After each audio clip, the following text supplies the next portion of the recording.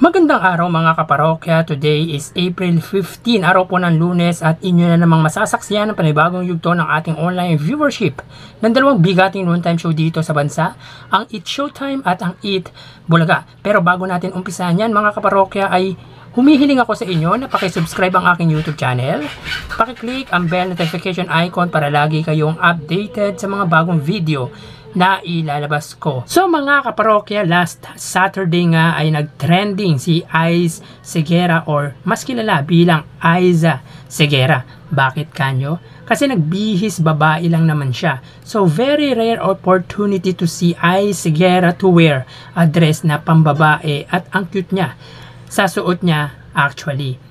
Kahit sino hindi makikilala na si Aiza Segura.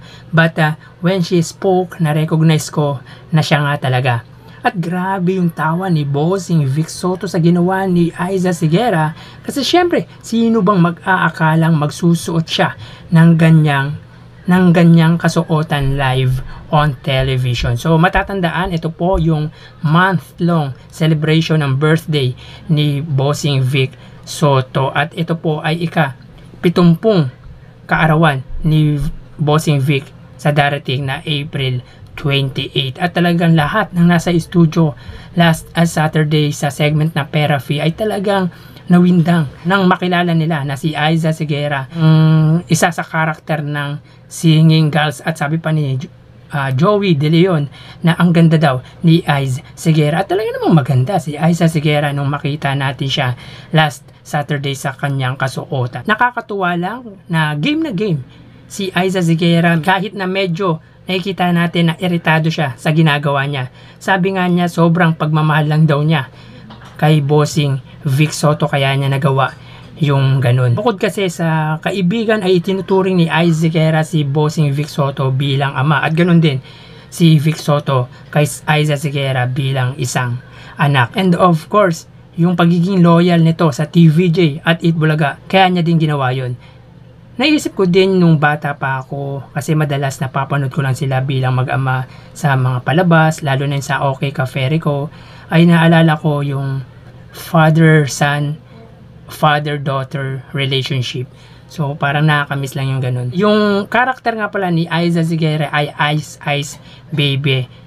Ice Baby at pinalitan nito si Ryan Agoncillo. So tara, ating alamin ang unang yugto ng ating online viewership ngayong araw. Para sa Eat Bulaga under TVJ Facebook page na may 2.2 million followers at sa Eat Showtime naman na may 17 million followers. So nakikita po natin dito ang oras ay 12:37 at ang Eat Bulaga ay may kasalukuyang segment na Pera Fee at meron silang 13,300 viewers. Ang Eat Showtime naman ay may segment na Karaoke Kids at sila ay may 20,700 viewers. So click po natin mga kaparokya para makita po natin sila ay may 13,000 viewers at ang Eat Showtime ay may 20,700 live viewers. So ulitin po natin.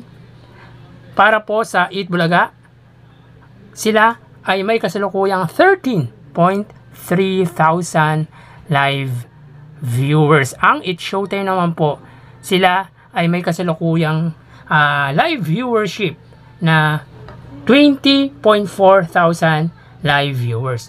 So, may kita po natin dito mga kaparokya na ang Eat Showtime ang siyang angat pagdating sa live viewership sa may Facebook. So, mapunta naman po tayo sa YouTube channel ng dalawang TV network. Sa Facebook po ay lamang po ang Eat Showtime ng 7,000.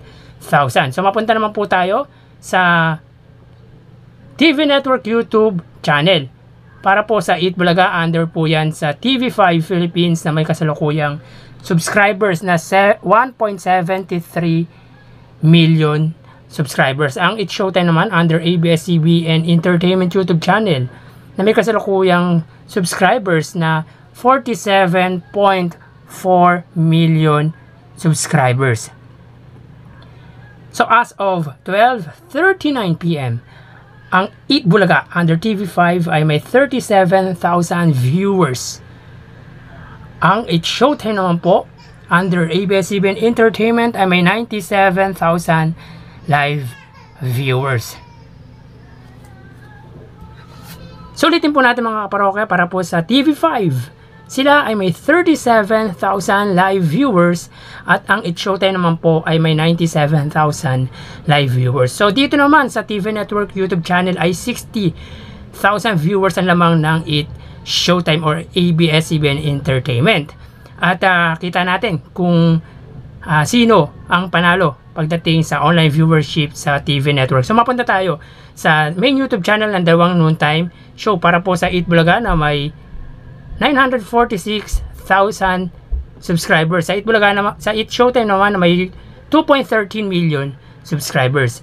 Para po sa Eat Bulaga, sila ay may 54,000 viewers at ang It's Showtime nakapapatalastas lang po ay may 87,000 live viewers. So ulitin po natin mga kaparokya, as of 12:40 PM, ang Eat Bulaga sila ay may 54,000 live viewers at ang It's Showtime naman ay may 86,000 live viewers.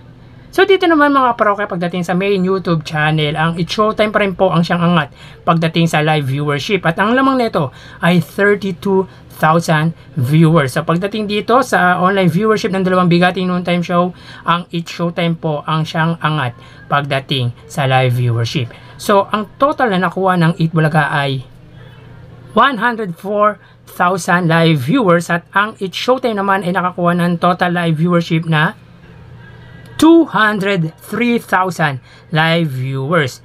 So para po sa Eat Bulaga, sila ay may 104,000 live viewers at ang It's Showtime naman po ay may 203,000 live viewers. So ibig sabihin po, ang lamang po ng It's Showtime sa Eat Bulaga sa kanilang live viewership ay 99,000 live viewers. 1,000 na lang po ay 100,000 viewers po ang lamang ng It's Showtime sa Eat Bulaga. So yan po ang lumalabas sa kanilang online viewership sa unang yugto as of 12:42. So mamaya ho, magbabalik po tayo sa ikalawang yugto ng ating online viewership ngayong araw po ng Lunes.